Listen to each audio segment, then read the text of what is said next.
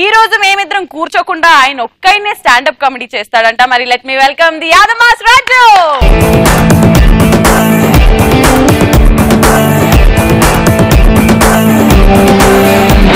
ఒకరోజు ఏమైనా యాదమాల మరదలు వచ్చింది. బాబా ఏంటి బాబా పొద్దుగాల బుక్కులు బాగా చదువుతున్నావు అంటే, ఏం లేదు రేపు పొద్దుగాల డాక్టర్ యూరిన్ టెస్ట్ పెడతాను అందుకని చదువుకుంటున్నాను. యూరిన్ టెస్ట్ పెడతాడంటే చదువుకుంటది అంటాను.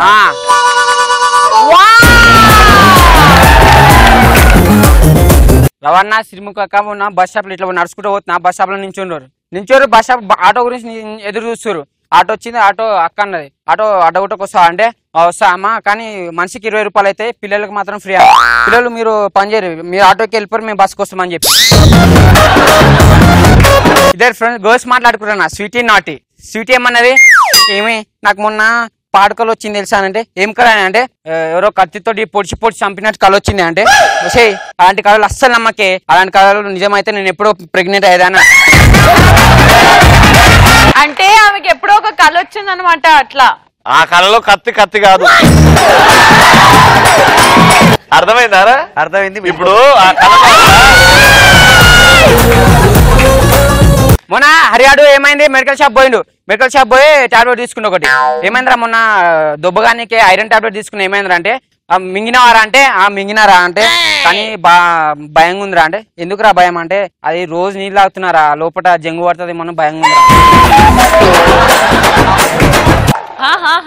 రోజు నీళ్ళు తాగుతున్నాడు. దీనికంటే ముందు స్వీట్ నాటిని చెప్తున్నావు.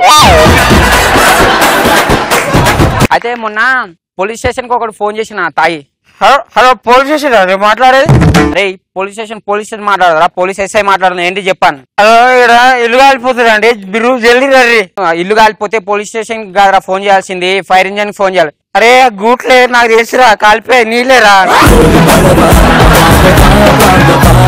ఇప్పుడు మంచి జోకుండా నీకు కాలు ఇరిగిపోతాయి. ఓకే యాదమ్మ అడిగింది, నేనంటే నీకు ఎంత ఇష్టం అంటే, నువ్వంటే చచ్చిపోతే నేను కోసుకుంటా, మెడ కోసుకుంటా, అన్ని కోసుకుంటా అన్న. ఏవేవి మర్చిపోయాం మేము. మొన్న యాదమ్మ వచ్చింది పటాస్ బండకి. రానమ్మ దాన్ని మస్తు కొట్టిన ఇంటికాడ. ఇద్దరు పిల్లల్ని తీసుకొని వచ్చిందిరా ఎద్దవా. ముగ్గురు ఉండే ఒకరి ఇంటికాడ నన్ను వదిలేసి వచ్చింది.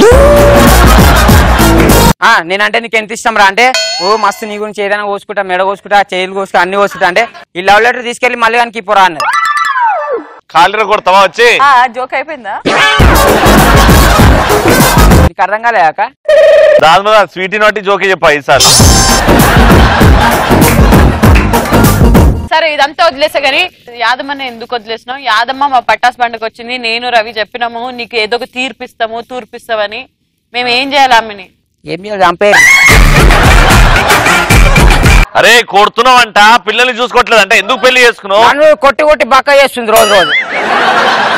ఆమె కూడా బక్కగానే ఉంది కదా, పళ్ళు ఇట్లా కర్రెగా ఉండే మధ్యలో. గప్పని గురించి పర్యవాసి 2 పొక్కలు పడ్డాయి. పిల్లల గురించి అన్నా ఆలోచించాలి కదా. ఇద్దరు పిల్లలు నావులు కాదాలు వేరేటోళ్ళు. రే నీ పోలికలు ఉండే నా పిల్లలకి. ఒక చూసినా గింతనే ఉంటాడు బట్టగాడు, నా పోలిక ఎందుకు అవుతాడు? ఆవిడ అడిగి జుట్టు ఎందుకు వస్తలేదు? జుట్టు ఆడు బాబు సంజయన్ పోలికలు వచ్చినాయి.